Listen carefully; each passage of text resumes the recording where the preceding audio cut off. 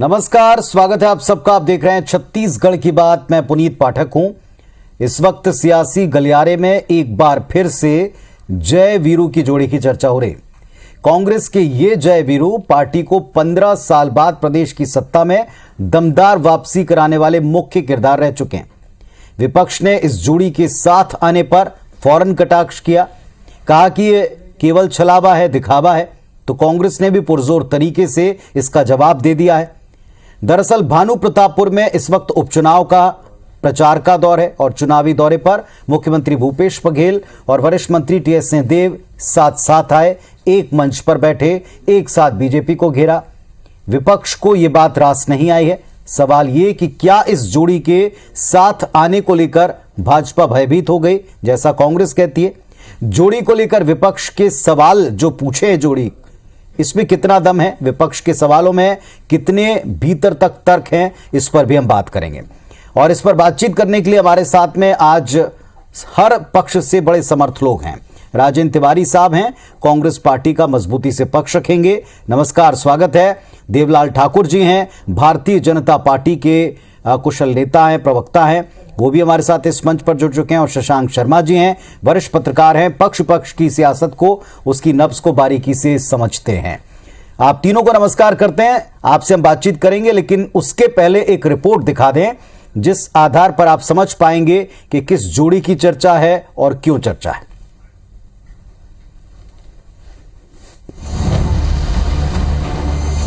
तस्वीर एक, बयान अनेक।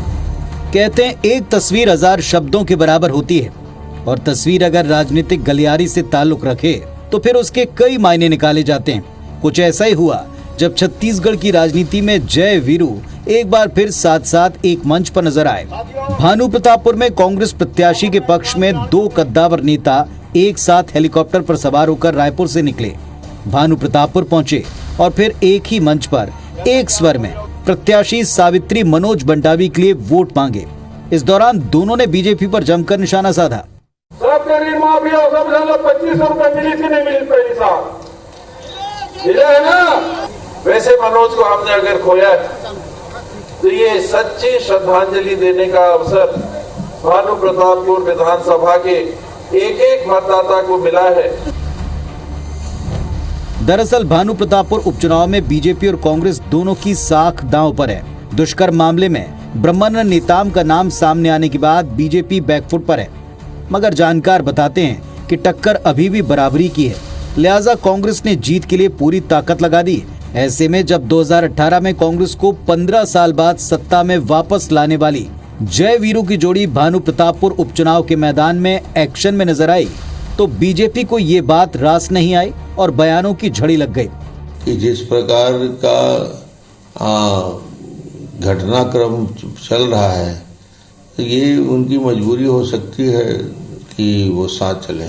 टीएस सिंहदेव, भूपेश बघेल, भारतीय जनता पार्टी की नरेंद्र मोदी जी की बाढ़ में बचने के लिए ये जो दृश्य दिख रहा है ये वही है। छत्तीसगढ़ की जनता भ्रम में आने वाली नहीं है। ऐसा है, जय वीरू की जोड़ी जो है ये सीमित समय के लिए एक हो सकती है, परंतु लंबे समय तक एक नहीं हो सकती। जब समय आएगा तो ये दोनों एक दूसरे को निपटाएंगे। अभी पूरे छत्तीसगढ़ को निपटा रहे हैं। इनकी जोड़ी के कारण पूरे छत्तीसगढ़ को नुकसान हो रहा है। बीजेपी नेताओं ने तंज कसा कि दोनों नेता मजबूरी में साथ साथ हैं। ये केवल जनता को भ्रम में डालने के लिए। इस कटाक्ष पर मुख्यमंत्री ने जवाबी पलटवार भी किया। पार्टी जिसको जिम्मेदारी देती है तो सर इस पे फिर से सवाल ये उठा रही है कि जो है जय वीरू की जोड़ी ज्यादा दिन तक नहीं चलेगी, लेकिन हम देख रहे हैं लगातार आप लोग 7 साल हो गया देख रहे हो। उसके ये भारतीय जनता पार्टी कल गुमराह करने काम करती है। इसके पहले राहुल गांधी की भारत जोड़ो यात्रा में भी दोनों दिग्गज नेता खरगोन जिले में उमरिया चौकी से इंदौर के बालवाड़ा तक राहुल गांधी के साथ साथ चले। लेकिन भानु प्रतापपुर उपचुनाव के दंगल में जिस तरह भूपेश बघेल और टीएस सिंहदेव का तालमेल नजर आया, उससे सूबे में सियासी गलियारे में हलचल जरूर मची।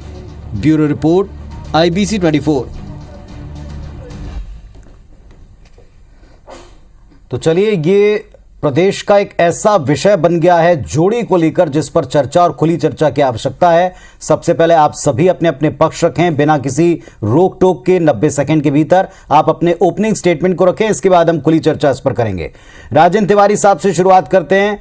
राजेंद्र जी, 3 बातें विपक्ष कह रहा है, बीजेपी कह रही है आला कमान के कहने पर बहुत लंबे समय तक नहीं चलेगी, मजबूरी में साथ आए हैं। कोई कहता है कि मोदी जी की आंधी से बचने के लिए यह करना पड़ रहा है। उत्तर दें।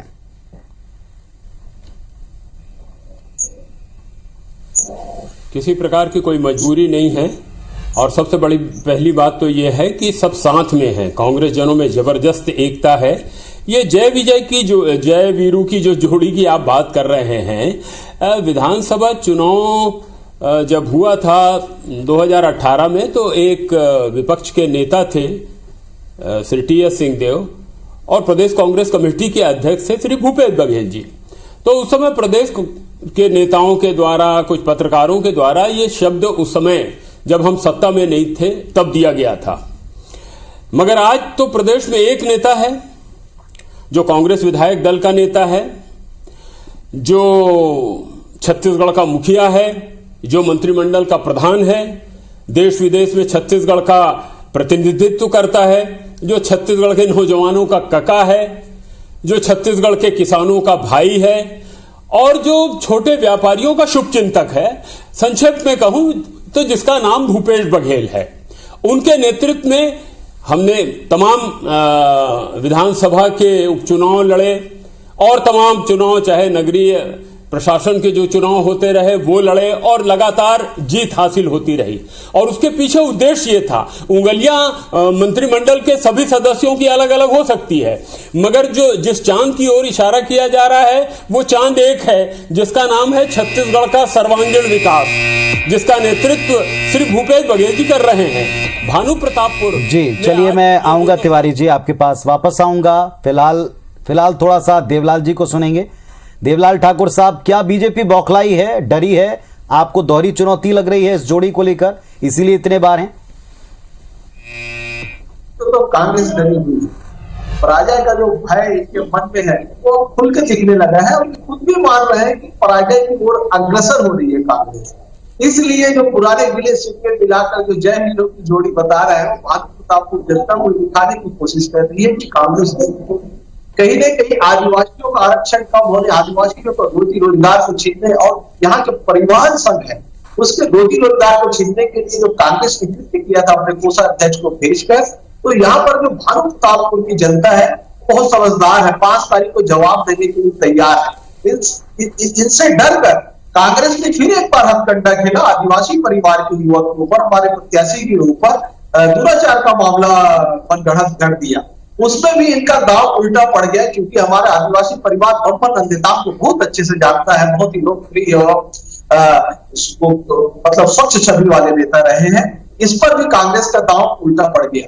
तो अब वो जय वीरू की जोड़ी दौरा कर रहे हैं, दिखाने का जो कार्य कर रहे हैं वो सर्वविदित है। एक चीज और कहना चाहूंगा, सम्मानित तिवारी जी बोल रहे थे कि रोजी रोजगार देने के लिए भूपेश बघेल की उम्र है।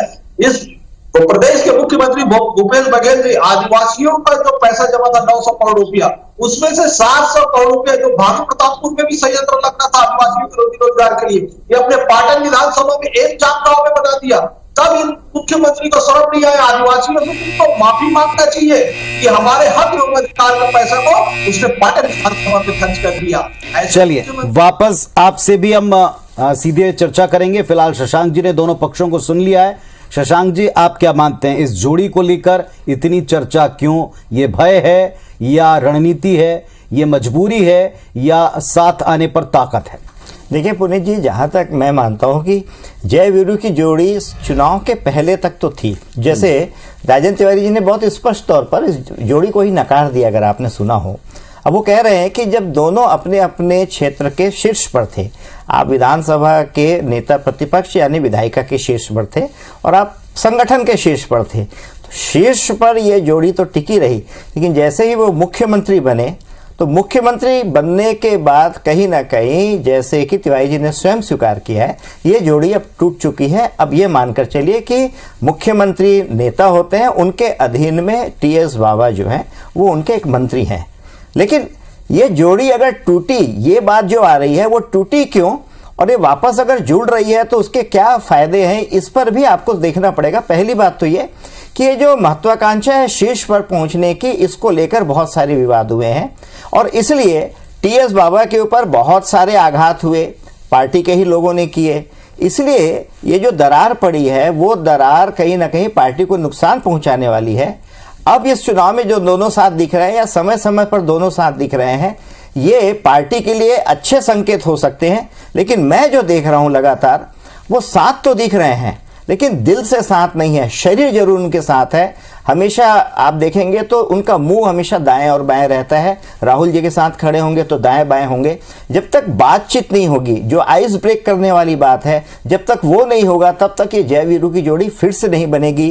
जय वीरू एक दूसरे के लिए जान तक देने को तैयार थे, यहाँ पद भी जो है उसके लिए मुश्किल हो रही है। चलिए ठीक है, आपने अपनी बात रखी। राजन तिवारी साहब, क्या ये आला कमान के निर्देश पर साथ आए और क्या इनका साथ आना विपक्ष को भयभीत करा? इस पर आप अपनी बात खुलकर रखें। देखिए, सबसे पहली बात तो यह है कि आला कमान के निर्देश पर आने, आला कमान का आदेश तो सर माथे पर सिरोधार्य है, मगर उनके निर्देश पर नहीं चुनाव हो रहा है, इसलिए गए हैं। एक बात अभी देवलाल जी ने एक बात कही, मैं थोड़ा उनसे भी कहना चाहूंगा। उन्होंने मनोज मंडावी की पत्नी वहां प्रत्याशी है, उसको भी उद्धृत किया। सबसे पहली बात तो यह है कि भारतीय जनता पार्टी का जो प्रत्याशी है वो एक बालिका के अनाचार में दोषी है और दूसरे प्रांत की पुलिस उनको तलाश कर रही है।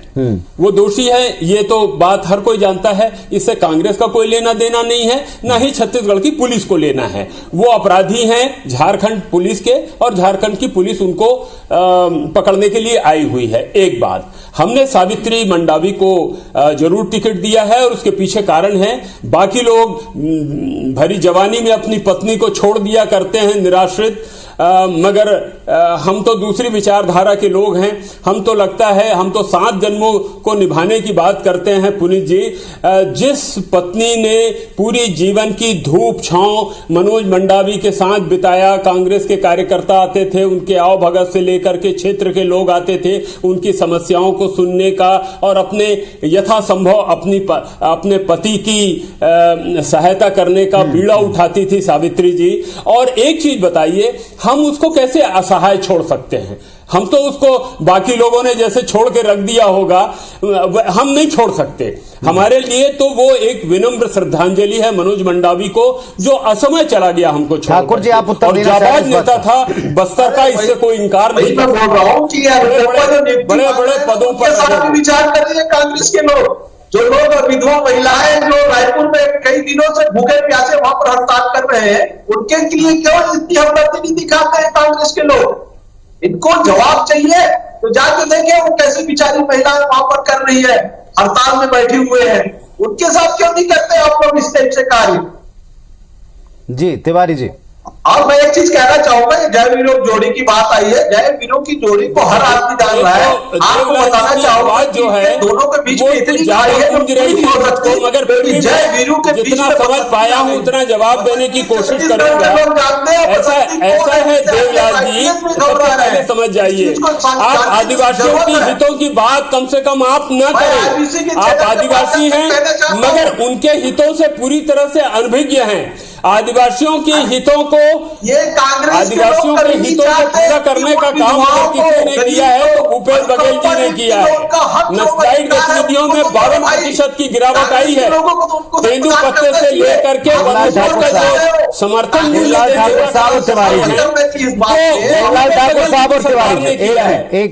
ठाकुर साहब और आदरणीय तिवारी जी मुद्दे पर रहे हैं। मुद्दा आज का आपने जोड़ी का उठाया, जोड़ी पर आप अपनी बात करें। रही बात जिन प्रदर्शनों की आप चर्चा करते हैं, आईबीसी देखें, दिन भर उस पर डिबेट भी होती है, उनमें भी आप आए, उसमें आप अपने इस विषय को भी जरूर रखें। साथ ही साथ आप बाकी विषयों पर भी बात रखें, लेकिन जिस मुद्दे पर डिबेट है कृपया आप इस पर बात रखें, वक्त निकल जाएगा। जी देवलाल साहब, मैं बोल रहा हूं कि ये जो जोड़ी बता रहे हैं जय और वीरू की, इनके बीच में बसंती आ गई है। बसंती वही है जिससे आईएएस आईपीएस सभी डर रहे हैं। जय और वीरू के बीच में जो खाई पैदा हो गई है, जी तिवारी जी उत्तर देना चाहेंगे, इस बात का उत्तर देना चाहेंगे। एक चीज और कहना चाहूंगा कि सर्वविदित है, एक पटवारी और तहसीलदार बाबा की जमीन की इनको क्या समझता है, इनको क्या समझता है कि जय और वीरू, मैं पहली बात तो ये जय, अरे भाई उनको चुप कराएंगे तो मैं बोलूंगा। जी देवलाल जी चुप कराए ना भाई, तब तो मैं बोल पाऊंगा कि मैं भी गला फाड़ूं उनके जैसा। अरे भाई कि मेडिकल कॉलेज चालू स्थिति में है, ऐसी स्थिति में तो कांग्रेस चल रही है, विधायक है, इस मंत्री के ऊपर आरोप लगाते हैं, इसके कहने पर देवलाल जी फिर अपनी बात रखें, तिवारी जी बात करें। थोड़ा रुक जाओ, सुन तो लो, बाबा के ऊपर आरोप कर देते हैं। अरे भाई देवलाल जी, अरे ये डिबेट में कभी आते नहीं, इनको मालूम नहीं है कि क्या शिष्टाचार होता है। मुझको बोल लेने दो भाई, फिर आप बोलिए ना। आप अंतरात्मा से जानोगे ना। अरे भाई सुन लीजिए, आप पहली बात तो ये है, मैं शुरू से कह रहा हूं कि जय और वीरू नाम का कोई शब्द नहीं है। एक नेता है जिसका नाम भूपेश बघेल है, सुन लीजिए। अरे यार ये फिर वो बात करते हैं, पूरा वाक्य तो सुन लो, पहले मेरी बात सुन लो भाई, फिर इसके बाद में जवाब दीजिए। और आप सबसे पहली बात तो ये समझ लीजिए कि भारतीय जनता पार्टी के नेता वहां शक्ल दिखाने की क्षमता नहीं रखते हैं, ये समझ लीजिए। हमारे आदिवासी समाज के लोग, मैं खुद आदिवासी समाज से आता हूँ, मैं खुद बता रहा हूँ आपको। देवलाल ठाकुर साहब अगर आप ही बोलते रहेंगे सामने वाला पक्ष बोलेगा नहीं। आप तिवारी जी आप अपनी बात कंटिन्यू रखें, दर्शक आपको भी सुन रहे हैं, वक्त निकल जाएगा, माफ कीजिएगा। अरे कैसे बोलूं वो नहीं वो इतना सबसे पहली बात तो ये है कि नाव कितने बाल, अभी 4 दिन में सामने आ जाएगा, आपकी पोल पट्टी खुल जाएगी कि किस तरह से प्रदेश की जनता ने आपको हर उपचुनाव में नकारा है, जिस तरह से आपको मुंह की खानी पड़ी है।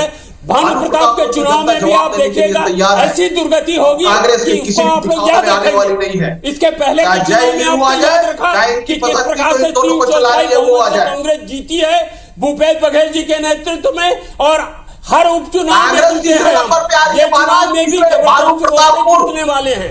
उपचुनाव में फिर से वो योग आया है जब लोकमान्य नेताओं में चुनाव लड़े थे, उस समय भी कांग्रेस तीसरे नंबर पर थी। आज फिर से लोकमान्य नेताओं को भारतीय जनता पार्टी ने टिकट दी है, आज भी कांग्रेस तीसरे नंबर पर रहेगी सभा क्षेत्र में। आपके यहाँ तो आदिवासी दिवस के दिन आप अपने आदिवासी अध्यक्ष को हटाते हैं, आपके आदिवासी की बात करेंगे, क्या काम किया आपने? चलिए ठीक है, राजेंद्र तिवारी जी और देवलाल ठाकुर साहब, शशांक शर्मा जी भी यहाँ इस वक्त मौजूद हैं। आप दोनों से रिक्वेस्ट कर रहा हूं जरा शशांक जी को भी बोलने दें। शशांक जी, दोनों पक्षों को आपने सुना, कांग्रेस के 2 अगर बड़े नेता साथ आते हैं जिन्होंने 18 में सत्ता वापसी की राह को पक्का करने में योगदान दिया था, तो जाहिर तौर पर बीजेपी के लिए चुनौतियां तो बढ़ाते हैं। आपने हालांकि शुरुआती दौर में ही कहा कि कितना साथ है वो जानते हैं, लेकिन अगर ये साथ बरकरार रहता है तो क्या बीजेपी के लिए चुनौतियां बढ़ती हैं? देखिए निश्चित तौर पर बढ़ती है, और हम इसमें जोड़ी की बात न करें, हम बात करें चौकड़ी की। क्योंकि जब विधानसभा चुनाव लड़ा गया था उसके लगभग 4 महीने पहले से जो इनके प्रभारी थे PL पुनिया साहब, उन्होंने जिस प्रकार से 4 छत्रपों को एक सिरे से बांधकर जिस प्रकार से चुनाव में ये प्रयोग किया, ये कांग्रेस के लिए अद्भुत था। लेकिन उसके बाद जो घटनाएं घटी हैं उसमें जो ये दरारें आई हैं वो निश्चित तौर पर कांग्रेस पार्टी के लिए चिंताजनक है। इसमें जोड़ी नहीं, मैं तो इसमें चौकड़ी की बात करता हूं। और ये केवल छत्तीसगढ़ में हुआ पुनी जी ऐसी बात भी नहीं है। आप देखिए कि मध्य प्रदेश में भी एक संयुक्त नेतृत्व में चुनाव लड़ा, राजस्थान में भी संयुक्त नेतृत्व। लेकिन क्या होता है कि TS बाबा एक बहुत कहना चाहिए सरल सौम्य स्वभाव के नेता है, उनके अंदर में एक धैर्य है, लगभग उसी तरह जैसा सचिन पायलट के पास राजस्थान में है।